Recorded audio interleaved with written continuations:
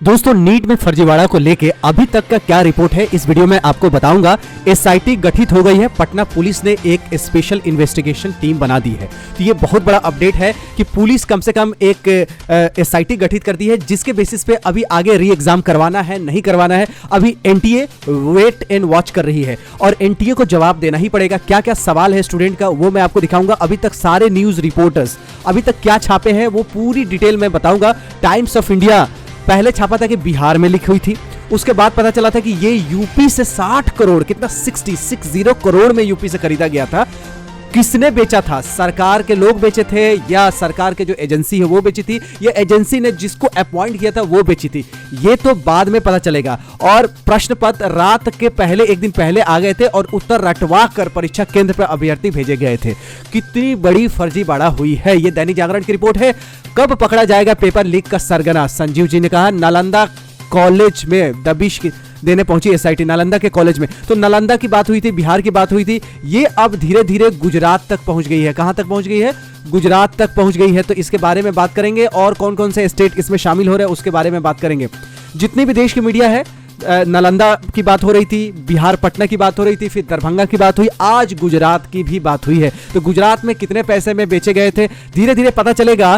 देखिए, एक बार कोई भी पेपर लीक होती है तो 1 मिनट में पूरा देश दुनिया में फैल जाती है। तो कहने का मतलब यह है कि कौन सा स्टेट बच गया होगा? जब पेपर लीक हो गया तो प्रश्न पत्र जो 20 लाख में बेच रहा होगा वो तो पूरे देश में बेचा होगा। तो कहां नहीं बेचा होगा ये कैसे पता चलेगा? नहीं, देखिए आज की न्यूज है बिल्कुल 11 मई के कि गुजरात में भी अरेस्ट हुए हैं और गुजरात में भी पैसे लिए गए हैं। उसके लिए पुलिस ने वहां दबोचा है। आप देख सकते हैं कितने पैसे लिए हैं वो मैं आपको नीचे ये बताऊंगा।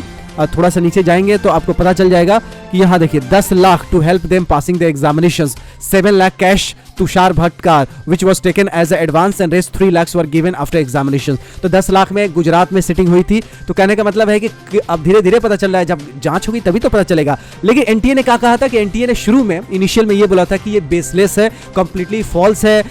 कुछ लोग पेपर एग्जाम दे रहे थे और टाइम से पहले निकल गए इसलिए पेपर मिला था। लेकिन अभी क्या पता चल रहा है कि एक दिन पहले ही मिल चुका था।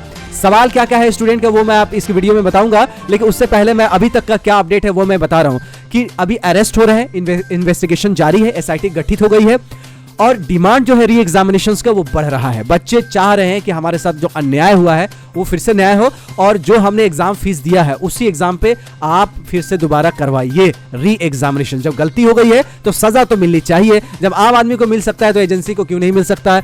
अगर एजेंसी के लोगों ने गलती किया है, पैसे कमाने का एक जरिया ना पड़े। देखिए राजस्थान सेंटर पे भी बहुत सारे बच्चों का गलत पेपर मिल गए थे, 400-390 के आसपास ना, जिसको हिंदी में देने थे उसको इंग्लिश दे दिए गए थे। 45 मिनट तक बच्चे परेशान रहे। वो 45 मिनट कौन लौटाएगा बच्चों का? तो बच्चों के लिए तो ये तो बर्बादी का सबब है। अब सवाल क्या उठ रहा है और एनटीए क्या करेगी?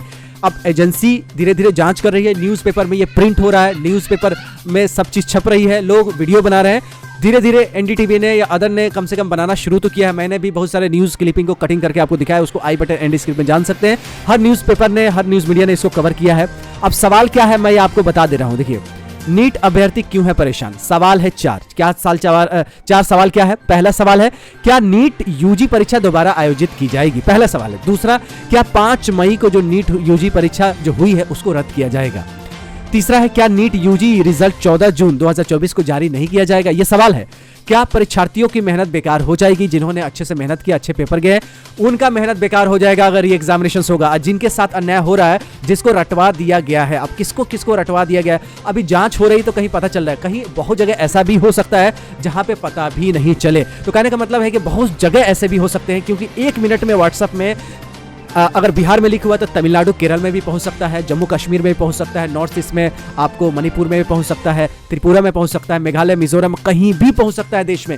जब गुजरात की बात आ रही है, यूपी की बात आ रही है, बिहार की बात हो रही है, बिहार में कई जिलों की बात हो रही है जिसमें नालंदा भी शामिल है, दरभंगा भी शामिल है, पटना भी शामिल है। तो कितने जगह पे पेपर लीक हो रही है, ये सवाल के जवाब एनटीए को 4 देना पड़ेगा कि बच्चे चाह रहे हैं कि इसकी जो जवाब है एनटीए ऑफिशियल नोटिफिकेशन के जरिए बताए और जो जांच चल रही है इस पे कुछ ना कुछ बताए। लीपापोती करने से काम नहीं चलेगा। हर साल का यही नाटक है, चाहे जॉब के लिए परीक्षा हो रही है, चाहे एग्जाम के लिए। यही यूपीएससी एग्जाम लेता है आईएएस का, तो उसमें पेपर लीक नहीं होता है। बिहार में बीपीएससी जो एग्जाम लिया है टीचर के लिए वो भी उसमें भी लीक नहीं हुआ। लेकिन अदर जो एजेंसी जो लेती है, इसमें धांधली और गड़बड़ी और परेशानी क्यों होती है कि जो हिंदी का पेपर में भरा उसको इंग्लिश दे दिया जाता है ज़बरदस्ती, 45 मिनट तक वेट कराया जाता है। किसी का एग्जाम सेंटर एकदम एक दिन पहले ही चेंज करवा दिया जाता है, कुछ घंटे पता चलता है कि एग्जाम सेंटर चेंज है। ये CUET में भी बहुत सारा नाटक चला है। तो कहने का मतलब है कि NTA को भाई दूध का दूध पानी के पानी करना पड़ेगा। और ये जो छप गई है कि 60 करोड़ में ये सब बच्चों से ही पैसे ली जा रही है ना, और जिनको MBBS बनने लायक नहीं है बच्चे, उनको जबरदस्ती पैसे लेके MBBS बना दिया जा रहा है। ये कैसा न्याय है, ये कैसा न्याय है और ये कैसा सिस्टम बना हुआ है। इस सिस्टम को तो उखाड़ फेंकना पड़ेगा अगर देश को सही में राम राज लाना है देश में, और सही में न्याय लाना है और देश को विकसित बनना है। तो ये पेपर लीक जॉब का हो और इसका काम नहीं चलेगा। तो दोस्तों आप लोग कमेंट करके बताइए कि आप लोग इस 4 सवालों पर क्या चाहते हैं कि नीट UG दोबारा की जाए, क्या 14 जून को रिजल्ट ना की जाए, परीक्षार्थियों की मेहनत का क्या होगा, 5 मई का जो एग्जाम जिन्हें दिया है मेहनत करके, उनका मेहनत का क्या होगा। ये सारे सवालात हैं, लेकिन जवाब एजेंसी को देना है, नेशनल टेस्टिंग एजेंसी को। आप लोग कमेंट बॉक्स में अपनी राय को जरूर बताएं।